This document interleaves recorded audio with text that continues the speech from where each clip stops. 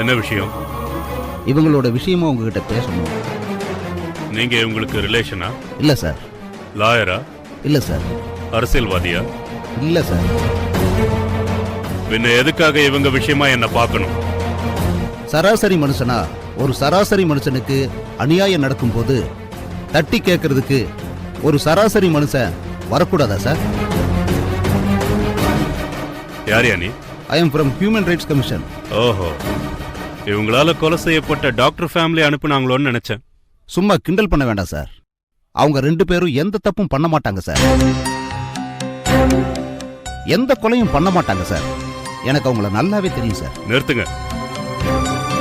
இவங்கள பத்தி சர்டிபிகேட் கொடுக்கறத நிறுத்திட்டு வந்த விஷயத்த சொல்லிட்டு போயிட்டே இருங்க. அந்த பொண்ணு கல்யாணம் கண்டிப்பா நடக்கணும் சார். அதனால சில நல்ல விஷயங்கள் நடக்க போகுது ஏசிபி சார்.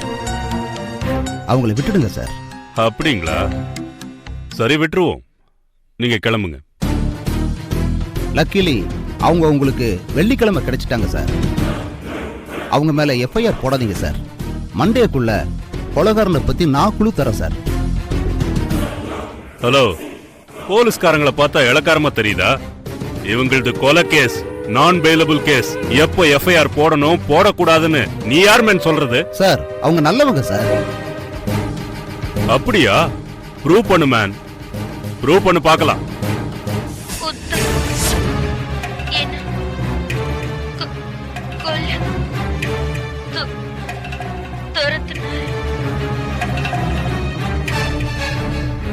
புரியுதா? இது ப்ரூஃப் நம்பர் 1. இன்னும் நிறைய இருக்கு. போய் நீ இவங்க நல்லவங்கன்னு ப்ரூவ் பண்ணு.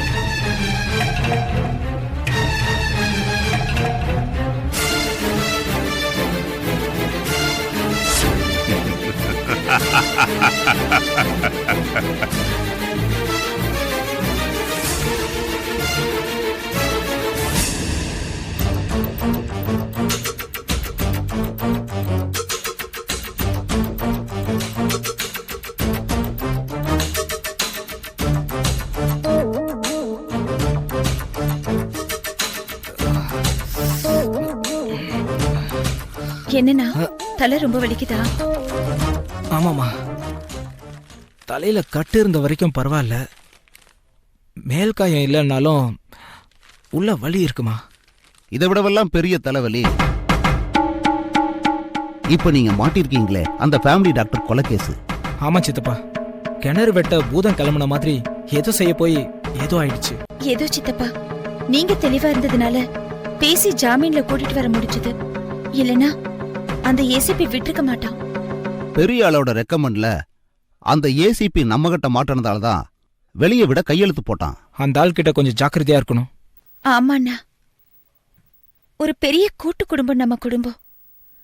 அப்பா அம்மாவால பிரிஞ்சது. இன்னைக்கு அப்பா அம்மா நம்ம கூட இல்ல. அவங்களோட ஆசீர்வாத முயற்சியால அத்தை தான் பையனுக்கு என்ன மனைவி ஆக்குறதுக்கு சம்மதிச்சிட்டாங்க. இந்த சம்பந்தம் எங்க அப்பாவோட கனவு, அதாவது உங்க தாத்தாவோட கனவு. இது நல்லபடியா நடக்கணும். மறுபடியும் உன் கல்யாணத்துல நம்ம குடும்பம் சேரணும். எங்க யாருக்குமே போலீஸு கோர்ட்டுனா பிடிக்கவே பிடிக்காது. அதனாலதான் விஷயம் தெரிஞ்சதும் ரகசியமா நானே உங்க விஷயத்தை ஹேண்டில் பண்றேன். இந்த கேஸை பொறுத்த வரைக்கும் ஒரு பெரிய லாயரா வச்சு இந்த கேஸை ஒன்னும் இல்லாம பண்ணிடுறேன். ஓகேவா? தைரியமா இருங்க. ஆனா இந்த கல்யாணம் நடக்கணும். புரியுதா உத்தம்? புரியுது.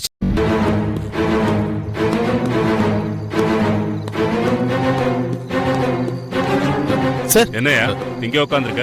சார், ஈவினிங் இருந்தே வெயிட் பண்றேன் சார். இந்த வீட்டை யாரும் திறக்கல சார். கொஞ்ச நாள் வில்லனா இருக்கலான்னு பார்த்தா விட மாட்டேங்கிறாங்கய்யா. சரி உட்காரு.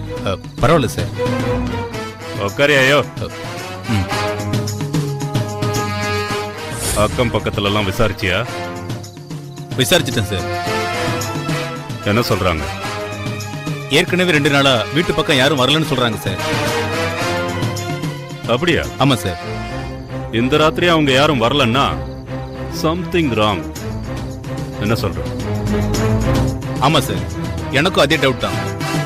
ஆமா, எதுக்காக சார் நாம இங்க வந்திருக்கோம்?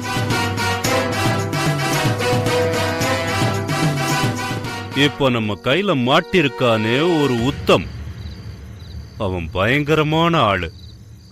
ஊமக்கோட்டா மாதிரியே இருந்துகிட்டு அண்ணனும் தங்கச்சியும் பெரிய பெரிய தில்லாலங்கடி வேலையா செய்வாங்க. உனக்கு தெரியுமா? சார் பார்த்தா அப்படி தெரியல சார், அதனால தான் டவுட் வரல சார். என்ன சங்கர் இப்படி பேசுற? சார் என்ன சார் ஆச்சு? ஆஸ்பத்திரியில கிடக்கிறது உன் தங்கச்சின்னு வச்சுக்க. அவ கோமா ஸ்டேஜ்ல இருந்து அப்பதான் சுயநினைவுக்கு வரான்னு வச்சுக்க. வந்ததும் முதல்ல போய் சொல்லுவாளா? சொல்ல மாட்டா.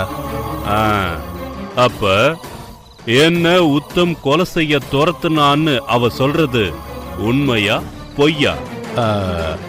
உண்மைதான் சார். அது அப்போ அந்த உத்தம் அதுக்குண்டான தண்டனைய அனுபவிக்கணுமா வேணாமா? வேணும் சார். அப்படி சொல்லு. அதுக்கு தான் இங்க வந்திருக்கோம். வா.